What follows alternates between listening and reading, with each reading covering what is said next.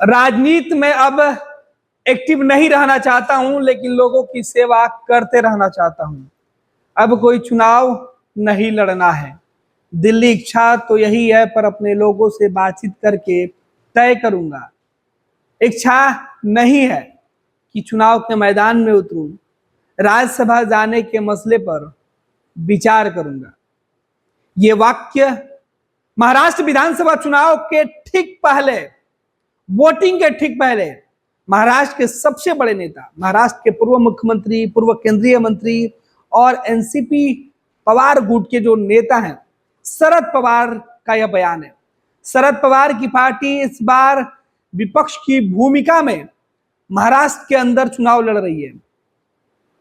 शिवसेना उद्धव गुट के साथ मिलकर, इंडिया गठबंधन के साथ मिलकर, इंडिया गठबंधन के सबसे बड़े चेहरे के तौर पर शरद पवार हैं। और शरद पवार ने यह ऐलान कर दिया है, इशारों ही इशारों में संकेत दे दिया कि आने वाले वक्त में वो अब कोई भी चुनाव नहीं लड़ना चाहते हैं। राजनीतिक तौर पर वो लोगों की सेवा जरूर करना चाहते हैं, लेकिन चुनाव लड़कर नहीं। उनका कहना है कि जब से मैं सियासत में एक्टिव हुआ हूं, महाराष्ट्र के लोगों ने, महाराष्ट्र की जनता ने मुझे हर बार, हर जगह भेजने का काम किया है।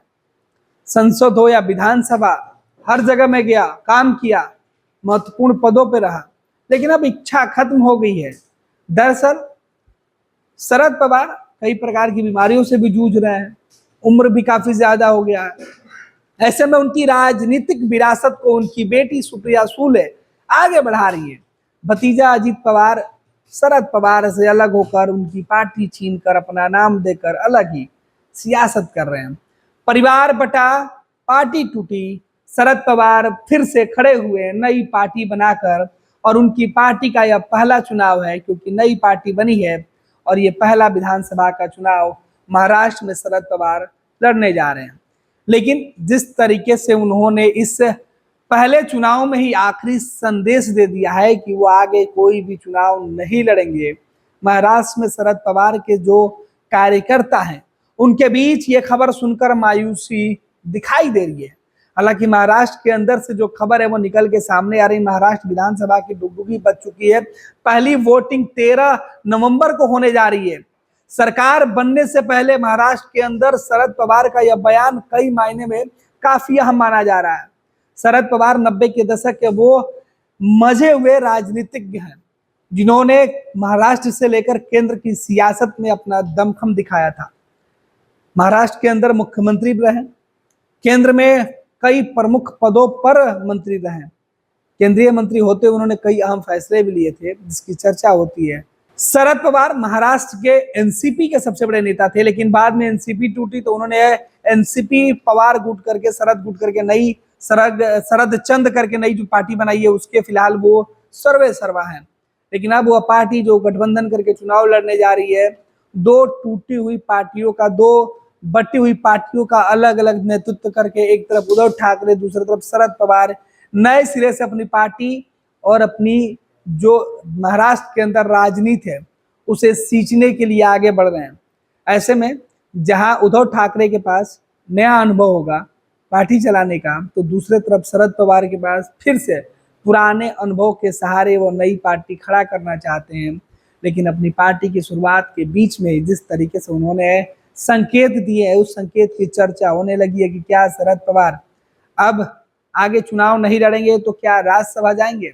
इस सवाल का जवाब उन्होंने कहा कि विचार करूंगा कि आगे क्या करना है। फिलहाल उन्होंने तय कर लिया है कि जनता ने मुझे हर बार चुना है, अपना सहयोग मुझे दिया है, अब वो कह रहे हैं कि अब मैं रुकना चाहता हूं, इस उम्र के पड़ाव पर मैं चुनाव नहीं लड़ना चाहता, चुनावी मूड में नहीं जाकर आराम करना चाहता हूं। फिलहाल उन्होंने ये भी कहा कि मैं लोगों की सेवा तो करता रहूंगा, लेकिन किसी पद पर रहकर नहीं करूंगा। तो ये महाराष्ट्र से बड़ी खबर निकल के सामने आ रहा है, जहां महाराष्ट्र के सियासत में इस वक्त सत्ता और विपक्ष आमने सामने एक दूसरे को हराने और जिताने में जुटा है। ज्यादा से ज्यादा सीटों पर जीत हासिल करने के लिए धुआंधार चुनाव प्रचार किया जा रहा है, अपने अपने वोटरों को टटोला जा रहा है। कहा जा रहा है कि अब तक 14 चुनाव लड़ चुके शरद पवार आखिरकार अब 15वां चुनाव नहीं लड़ने का संकेत दे चुके हैं।